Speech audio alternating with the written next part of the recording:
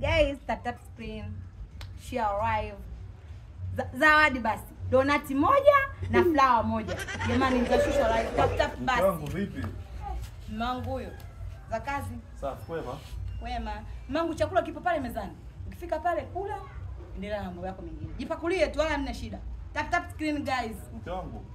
Lakini kwa nini tusingeenda kula wote mke wangu? God. Tap screen. Mke wangu.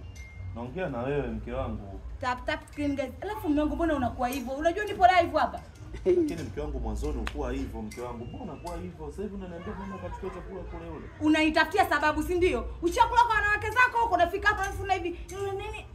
Mangu naomba kale ndani. Chakula kipo mezani pale jipakulie kula. Kama uchakula kwa wanawake zako sema. Lakini usinitafutie sababu wewe mwanaume wewe. Au kununulia hii simu ndio imekuwa kosa. Nipo live mume wangu. Tap screen guys. Sorry jamani nitashushwa live. Tap screen. Ngoja nikwambie jirani kitu kimoja usichokijua kwenye haya maisha.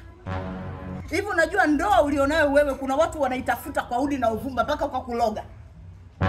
Umepata mwanaume mpole, mzuri, handsome boy, Sasa wewe unapomwambia mume wako nenda chakula kipo pale jipakulie, una tofauti gani na wale wanao hapa waumezao chakula kwa hivi?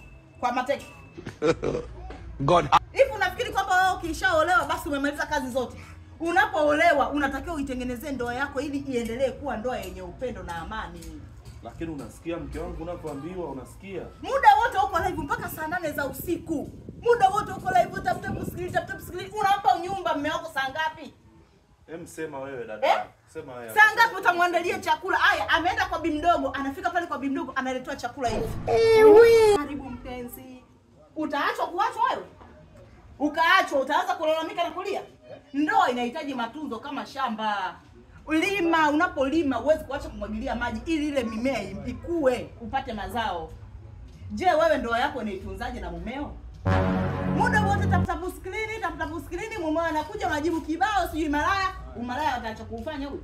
Kila akija kwako uko live, akienda kwa bi mdogo simu inatupa pembeni anapokelewa na kiuno. Huko usikia mke wangu wewe maana ni huyu mkubwa ni mtu mzima huyu anakushauri vizuri mke wangu. Jirani, mfunze huyu mkeo abadilike tabia. Kuna watu hata sisi tumezeeka lakini nafasi hizo tunazitamani.